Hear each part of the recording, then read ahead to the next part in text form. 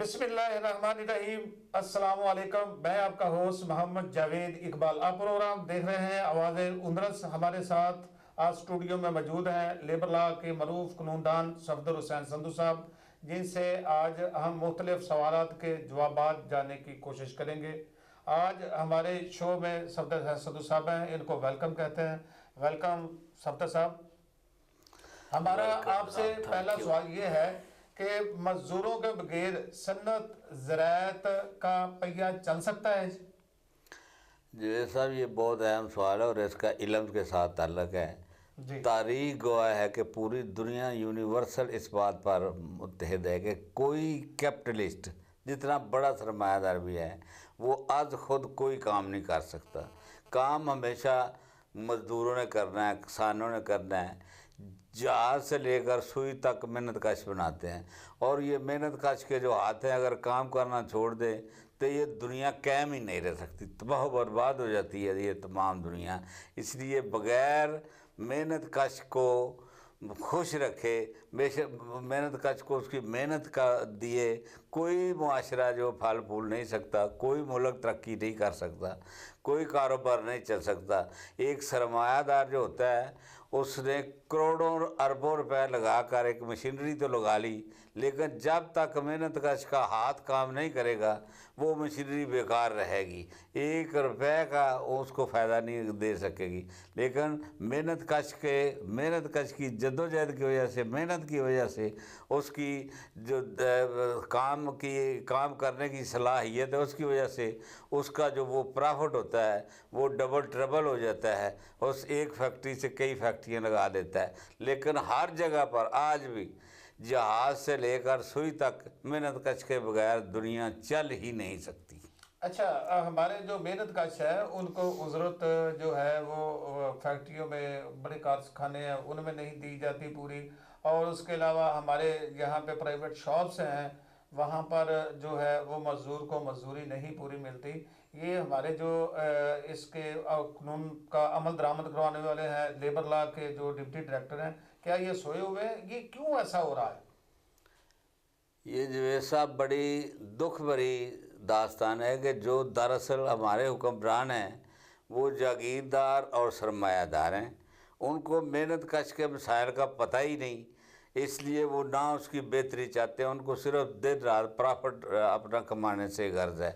जो तमाम अदारे जो अक़वाम मुत्तहिदा की वजह से, इंटरनेशनल लेबर ऑर्गेनाइजेशन की वजह से और जो ट्रेड यूनियन का राइट मज़दूरों ने खुद जद्दोजहद अपनी जान की कुर्बानियाँ देकर हासिल किया है, उसके लिए महकमा बनाया गया है।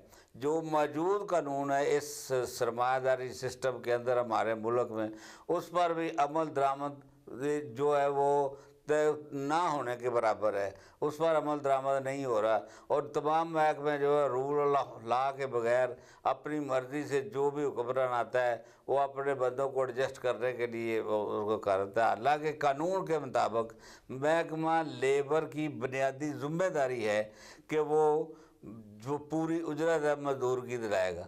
लेकिन ये हकीकत है कि कहीं पर भी मजदूर को उसकी उजरत नहीं जाती है, पूरी नहीं दी जाती, जिसके बारे में बड़ा क्लियर एक कार्ल मार्क्स ने लिखा है कि ये कदरे ज़ायद का सहारा लेकर अपनी फैक्ट्रियाँ तो दोबारा कर लेते हैं, 2 से 4 कर लेते हैं, लेकिन मेहनत कश का बच्चा भी मेहनत काशी रहता है और उनकी ज़िंदगी जो है वो पॉवर्टी से, गुर्बत से नीचे गुज़रती है। इसलिए जब तक इस मुल्क के अवाम को हम ये दर्स नहीं देंगे कि ये दरअसल आप ही की कमाई है जो कैपिटलिस्ट के घर जा रही है, उस वक़्त तक माशरे को आगे नहीं ले जाया जा सकता। साहब, हमारी बात हो रही थी कि पाकिस्तान में करोड़ों रुपये जो है इस वक्त खर्च किए जा रहे हैं महकमा सेहत के लिए, जहां पर हमारे जो महकमा सेहत के हेल्थ के वर्कर हैं उनमें पैसे तकसीम किए जाते हैं। तो रमज़ान का आखिरी अशरा है और ईद जो है वो हमारे सर पे है।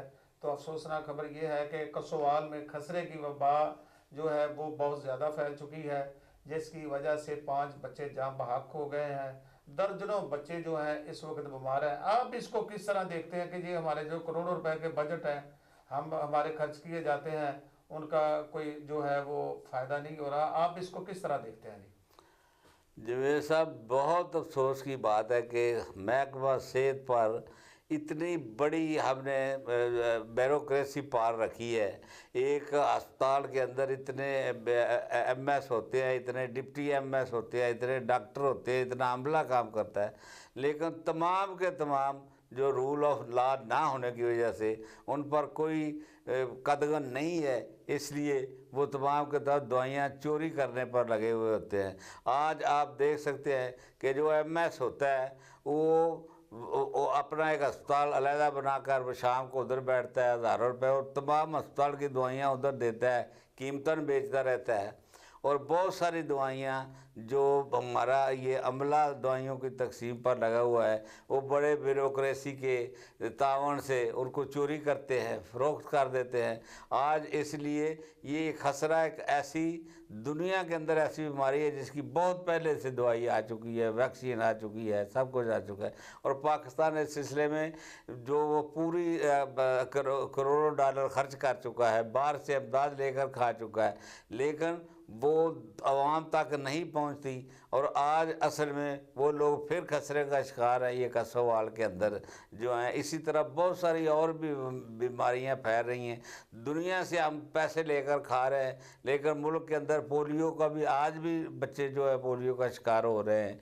इसकी वजह सिर्फ ये है कि हम बुनियादी तौर पर जो एक मुहब्बे वतन पाकिस्तानी को करना चाहिए उससे महरूम है। हर सीट पर जो बंदा बैठा है वो अपनी दौलत को बढ़ाने के लिए बैठा है, उसके अंदर इंसानी हमदर्दी की वो रमक ही नहीं है जो होनी चाहिए एक मुल्क के अंदर रहने वाले तमाम इंसानों के लिए। अच्छा, आप जो हमारे मिनिस्टर हैं सेहत के उसको, और जो हमारे मिनिस्टर पंजाब के हैं और वफाक के हैं, और पंजाब की वज़ीर आला है मरियम नवाज साहबा, आप इनको कोई पैगाम देना चाहेंगे इस खसरे की वबा के हवाले से संत साहब? मैं जो है साहब सिर्फ ये कह सकता हूँ एक पाकिस्तानी शरीफ शहरी होने के नाते कि खुदारा ये टिक टाक सिस्टम ख़त्म करो, खुदारा लोगों को वहाँ उनको अद्वियात पहुँचाओ और ये अपने सिफारशी बंदे रखवाने बंद कर दो। मेरिट पर बंदे रखो, मेरिट पर काम चलेगा तो फिर ही लोगों को कोई दवाई मिल सकती है, कोई सहूलत मिल सकती है और इन चीज़ों से हम आज जो है वो आगे निकल सकते हैं। आज पूरे महकमा सेहत के अंदर जो आदमी लगाए जाते हैं वो आदमी लगाए जाते हैं जो इंतहाई करप्ट होते हैं। महकमा सेहत की तमाम महकमों का यही हाल है, एजुकेशन में भी यही हाल है, पुलिस में भी यही हाल है। इसलिए मेरी रिक्वेस्ट यही है कि इससे पहले मरियम नवाज़ अपनी टिक टाक लगवाने की बजाय आवाम की बेहतरी के लिए जो अद्वियात है वो लोग अस्पताल में सप्लाई करें और उनको चोरी से बचाएं। आज जो आम शहरी है, गरीब आदमी हैं, उनको दवाई की अस्पताल से कतई नहीं मिल रही है और वो वहाँ पर खुद में बीमार रहकर अस्पताल में दाखिल होकर देख लिया है, कोई वहाँ पर परेशानी हाल नहीं है। फिर जाकर लोगों को वहाँ पर हमारा महकमा सेहत का जो हमारे नोटों पर हमारी कमाई पर पलता है वो मशवरा दे रहा होता है हर आने वाले को, यार ये सरकारी अस्पताल है, यहाँ से निकल जाओ, फलाने डॉक्टर के पास चले जाओ जिसका वो एजेंट होता है, जिसके साथ उसकी कमीशन मुकर्रर होती है। तो जवेद साहब, जब तक ये कमीशन सिस्टम रहेगा मेरा नहीं ख्याल कि इस मुल्क के अंदर कोई हम गरीबों की बात कोई सुनी जा सकेगी। अच्छा सर साहब, अलमिया ये है कि हमारे लम्हा फिक्रिया है बल्कि कि हमारे जो जितने सरकारी हॉस्पिटल्स हैं पाकिस्तान में और बल्कि पंजाब में, तो उनमें जो महंगी तरीन मशीनरी है वो वहाँ पे मौजूद होती है, क्वालिफाइड डॉक्टर जो होते हैं वो हॉस्पिटल में मौजूद होते हैं और इनको अद्वियात दी जाती हैं और ये फिर मरीज़ को उनका जो माइंड है वो सेट करते हैं कि आप बाहर आ जाएं, हम वहाँ पे आपको चेक कर लेंगे। आप इसको किस तरह देखते हैं कि एक जो मरीज़ है सरकारी सतह पे जाके अपना इलाज करवाता है, गरीब आदमी है, उनकी बड़ी बड़ी फीसें अफोर्ड नहीं कर सकता, ये लोग वहाँ पे काम कर रहे थे वहाँ पे, बल्कि मेरे ख्याल है इनका ये पब्लिसिटी अड्डा बन जाता है जो सरकारी अस्पताल है, आप इसको किस तरह देखते हैं? मैं इस तरह जनाब जवेद साहब इसको अर्ज़ करता हूँ कि ये जो सरकारी अस्पताल हैं वो तो एक चोरी के अड्डे बने हुए हैं सब। और वहाँ पर जो बड़ी बड़ी कीमती अद्वियात और बड़ा बड़ा आला किस्म का जो आलात आते हैं वो डॉक्टर उठाकर अपने अस्पतालों में जाकर रख रहे हैं, वहाँ पर लोगों से पैसे लेकर चेक कर रहे हैं। अस्पतालों में मौजूद मशीनरी जो उसको जानबूझकर ख़राब कर दिया जाता है। करोड़ों डॉलर की मशीनरी अरसा से ख़राब पड़ी रहती है और कोई ठीक करने वाला नहीं होता। अगर ठीक की जाती है तो फिर उसे ख़राब कर दिया जाता है, इस बेईमानी से कि हमारी आमदन में जो कमी आ गई है। इसलिए मेरा ये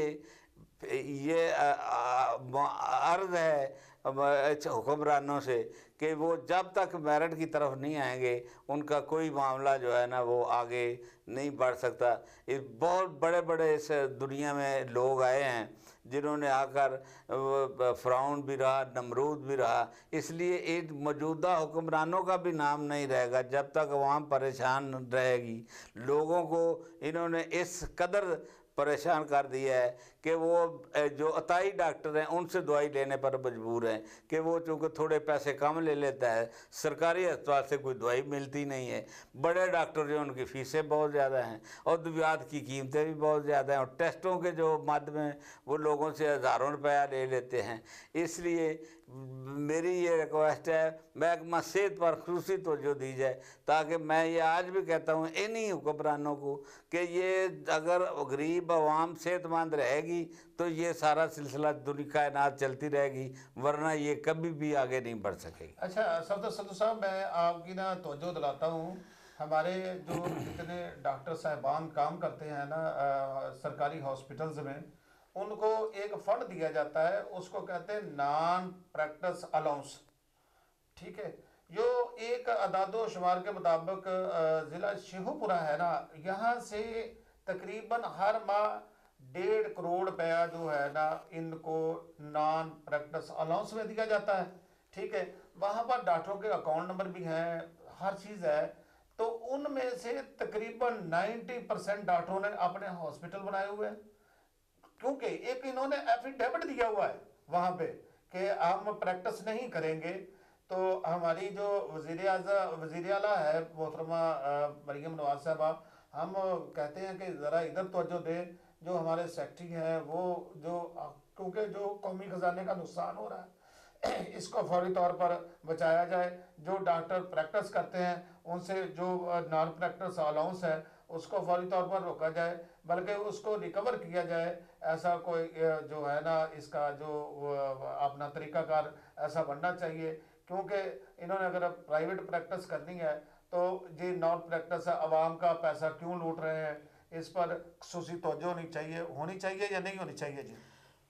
इस सिलसिले में जो है सब मैं ये आपने शेखुपुरा की मिसाल दी है, 1.5 करोड़ रुपया इनको हर महीने का नॉन प्रैक्टिसिंग अलाउंस दिया जाता है। इसी तरह इसको अगर पूरे मुल्क में फैला दिया जाए तो ये पाकिस्तान का सबसे बड़ा घपला है जी कि तमाम डॉक्टर पूरे पाकिस्तान के अंदर वो प्रैक्टिस भी कर रहे हैं, प्राइवेट अस्पताल भी चला रहे हैं और नॉन प्रैक्टिसिंग जो है वो अपना पैसे भी ले रहे हैं, और वो तमाम जो दौलत है वो पाकिस्तान की आवाम की। तकरीबन 80% डॉक्टर जो है ना वो प्रैक्टिस जो है प्राइवेट कर रहे हैं, तकरीबन 20% लोग जो है वो प्रैक्टिस नहीं कर रहे हैं, वो अलाउंस ले रहे हैं, उनका हक बनता है, लेकिन इनके एफिडेविट चेक करने चाहिए। जो अलाउंस ले रहा है जी, नॉन प्रैक्टिसिंग अलाउंस जो ले रहा है उनका हर महीने चेकअप होना चाहिए। ये मेरी मौजूदा जो हुकूमत है, वज़ीर आला साहबा हैं या जो सेक्रेटरी हेल्थ हैं, उन तमाम बड़े अफसरों से ये गुजारिश है कि ये जो घपला हो रहा है इस मुल्क के अंदर, अगर आपको अवाम के साथ कोई हमदर्दी है और अगर इस मुल्क के साथ कोई हमदर्दी है तो इससे बचाया जाए। उनके एफिडेविट जिन्होंने दिया हुआ है उनको चेक किया जाए, अगर चेक कर लिया जाता है उनके खिलाफ तदीबी कार्रवाई की जाए, ताकि वो ऐसा जो ये मामला जो है घपला जो लूट मार हो रही है उससे हम पाकिस्तान जो है बच सके और गरीबों की कोई फलाह बहबूद हो सके। इंशाल्लाह नेक्स्ट प्रोग्राम में ना इस पे जो है तफसीली गुफ्तगू करेंगे, हम डॉक्टरों के नाम भी बताएंगे, उनके कहाँ कहाँ पे जो हॉस्पिटल हैं कहाँ कहाँ पे प्रैक्टिस कर रहे हैं, उनके नाम, उनके बोर्ड, हर चीज़ इंशाल्लाह वेज़ा करेंगे। अब सफ्तार साहब, अगर एक मौलवी तकरीर करे स्पीकर पे तो उस पे फायर एक्ट लग जाता है, तो हमारे रक्षों में लाउड स्पीकर लगाकर आवाम को जा तंग किया जा रहा है, ठीक है, क्या इनके खिलाफ कोई एक्ट नहीं हो सकता कि आजकल आवाम घर में बैठा को बेशक मरीज हो या कोई अहम बात कर रहा हो तो बाहर से जनाब बड़ा बड़ा शोर जो मचना शुरू हो जाता है, इसको आप किस नज़र से देखते हैं?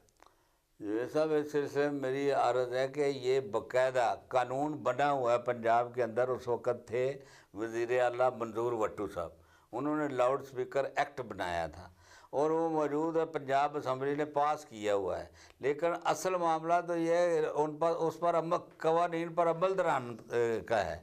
आज किसी कानून पर अमल दरामद हो नहीं रहा। वो छोटे छोटे बच्चे रक्शे चला रहे हैं और उन पर उन्होंने जो गाने लगाए होते हैं, नाते लगाई होती हैं और शोर इतना होता है कि आदमी वहाँ पर चलना मुश्किल होता है। तो इसलिए ये उससे जब तक हम इन पर सख्ती कोई का ज़ाब्ता बनाएं कि कौन बंदा रक्षा चला सकता है, कि उसके ऊपर कितनी आवाज़ में वो अपना लाउड स्पीकर बूफर इतने इतने बड़े लगाए हुए हैं कि मस्जिदों के स्पीकर भी छोटे पड़ जाते हैं उनसे। तो इसलिए ये कानून के पर अमल दरामद कराने का जो फुकदान है, ना ये कानून पर अमल दरामद किसी भी से हो रहा है, पुलिस में ना किसी एजुकेशन के महकमे में, ना लेबर के महकमे में, और ना ही ये शहर के ये तमाम मौजूद है कानून, लेकिन अमल दरामद कोई नहीं करता। और जो सिफारशी बुनियादों पर ऑफिसर लगा दिए जाते हैं उनको कोई पूछने वाला नहीं होता। तो आजकल एक कानून पे बड़ी सख्ती से अमल दरामद हो रहा है, उसका नाम है पीका एक्ट। क्या आपके इल्म में है कि पीका एक्ट पे फौरी तौर पे नाफजुल अमल जो है वो इम्प्लीमेंट हो रहा है? ये मेरे इल्म में है कि हैदराबाद और दो तीन शहरों में और बाकायदा पीका एक्ट का ख़िलाफ़ ये इस्तेमाल हो गया है और बड़े सहाफ़ियों को जो है वो अपनी शराइत मनवाने के लिए तंग किया जा रहा है। इसका मिस यूज़ का तो जो वज़ीर आज़म के मशीर हैं राणा सनाउल्लाह, उन्होंने भी इज़हार किया है कि ये शिकायत मिली है कि मिस यूज़ हो रहा है वहाँ पर। और इससे ये पीका एक्ट है ही सहाफ़ती आज़ादी के ख़िलाफ़ है मेरी नज़र में। ये पीका एक्ट है, ये बनाया ही इसलिए जाता है, इन्हीं हुक्मरानों ने ये बनाता है ताकि ये सहाफ़ी कोई आज़ादी से सहाफ़त ना कर सके और सहाफ़ी जो है हमारे गीत गाने पर मजबूर हों। अच्छा सफदर साहब, मैं आपके साथ छोटा सा एक मुकालमा करता हूँ कि वो ना एक बाग होता है रेड ब्लड का, ठीक है, तो वहाँ से जो भी आप फ्रूट तोड़ो, माल्टा तोड़ो, जो भी काटोगे ना वही लाल निकलेगा, जो भी काटोगे वो लाल निकलेगा, सुर्ख निकलेगा। इसी तरह हम बात करते हैं कि PAC ठेकेदारों को तरक्याती काम के लिए बगैर लैब रिपोर्ट्स 11 अरब रुपए देने का इंकशाफ हुआ है। कितने का? 11 अरब रुपए दे दिए गए हैं बगैर लैब रिपोर्ट्स के। उनकी उनकी रिपोर्ट्स नहीं चेक हुई तरक्याती कामों की कि इनके कितना मटेरियल लगा है या इसमें कितना होना चाहिए था। उनके पास कोई टेस्ट रिपोर्ट है ही नहीं है, तो उनको 11 अरब रुपये दे दिए गए। आप इसको किस तरह देखते हैं? ये भी एक किस्म की रिश्वत स्थानी है, एक किस्म का जो लूट मार का बाजार गर्म करने के लिए है कि जो तरक्याती काम जो बदरिया अपने MP MNA देते हैं और जो तरक्याती काम जो ये ब्यूरोक्रेसी को ज़रिए देता है उनसे कोई पूछ-गिछ नहीं है। वो जो फार्मूले बने हुए हैं किसी काम के लिए उससे कोई रिपोर्ट नहीं ली जाती, उनकी फिजिबिलिटी रिपोर्ट तैयार होती है, उससे को कतन नहीं पूछा जाता कि तुमने ये कहाँ से इतने पैसे दे दिए। अब ये 11 अरब का इतना बड़ा घपला है कि और उनका कोई काम नहीं हो रहा था। सारा ये PAEC का ठेकेदारी का सिस्टम सारे का सारा कमीशन पे चलता है। वो कमीशन देते हैं, पहले जिन्होंने देना है, फिर एक्शन कोई कमीशन अलहदा है, SDO की अलहदा है, फिर नीचे अलहदा है। इसलिए ये मैं फौरी तौर पर हुकूमत पंजाब से मुतालबा करता हूँ कि ये PAEC में घपलों का ये सिलसिला फ़ौरन बंद किया जाए और बाकायदा इंक्वायरी की जाए कि क्यों बगैर जो कानून फॉलो किए बगैर लोगों को दे दिया गया है 11 अरब। उस मुल्क का जो हमारा मकरूज मुल्क है पहले, और यहाँ 4 करोड़ से ज़्यादा लोग जो गुर्बत की लकीर के नीचे रह रहे हैं, उस पर फौरी तौर पर कार्रवाई होनी चाहिए। नाजरीन, हमारे टीवी चैनल को लाइक करें। इससे पहले कि आप हमारे प्रोग्राम ना देख सकें, तो आपको कल एक बहुत बड़ा शहर शेखुपुरा का इंकशाफ करेंगे कि मज़दूरों को देने के लिए तनख्वाहों के पैसे नहीं हैं।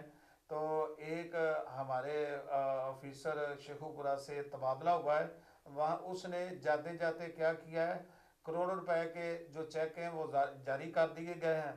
ठीक है, तो जो उसके बाद दूसरे साहब ने वहाँ का 4 संभाला, उसने कुछ तो रोक दिए हैं, कुछ कैश हो गए हैं। तो जो मजदूर वहाँ पे काम कर रहे हैं, ईद सर पे है, उनको तनख्वाह नहीं मिल सकी। तो दूसरी बात ये है, तो वो फिर बात ये तो सच होगी ना, जो जड़ा पंजाबी मुहावरा जड़ा कट्टो वही लाल। हाँ, ये बात बिल्कुल आपकी दुरुस्त है। शेखुपुरा का और फरुखाबाद का तो मुझे पता है, क्योंकि सारे वर्कर्स मेरे पास आते हैं, उनका मैं वकील भी जनों को आता हूँ। माह फरवरी की तनख्वाह अब मिली है शेखुपुरा के कमेटी के मुलाजमों को। मार्च की तनख्वाह जो इससे पहले देने का हुकूमत ने ऐलान किया हुआ है, ये हमारी वज़ीर-ए-आला साहब ने ऐलान किया हुआ है, लेकिन किसी को अभी मार्च की तनख्वाह नहीं मिली है, ना फरुखाबाद में मिली है, ना शेखुपुरा में मिली है। और ये जो चेक जाते जाते वो करोड़ों रुपए के दे गए हैं, वो भी बग़ैर कोई ज़ाब्ते की कार्रवाई के दे के गए हैं। और जो उनकी जगह पर आता है वो कहता है मुझे भी मेरा भी हिस्सा दो, तो फिर मैं चेक देता हूँ आपको। इसलिए जिसने चेक दिए हैं उसके बारे में कल इंकशाफ करेंगे। कल बताएंगे कि वो जब आया था तो एक टैक्स क्लर्क था, टैक्स क्लर्क से उसने आते वो कैसे वो इतने बड़े बड़े ऑफिस में इंचार्ज बना, उसके बाद कैसे कैसे उसने लूट मार की और कितनी उसने फैक्ट्रियां लगाई, कितने उसके कारखाने कहाँ कहाँ पर है, कल इंशाल्लाह आपको बताएंगे। हम अपने मरूफ तजज़ियानगार सफदर हुसैन संधू साहब का शुक्रिया अदा करते हैं। नाजरीन, जिन्होंने हमें अपना कीमती वक्त दिया, हमारे टीवी चैनल को लाइक करें, फॉलो करें। इसके साथ हमें इजाज़त दें। कमेंट्स में अपनी राय ज़रूर दीजिएगा। शुक्रिया।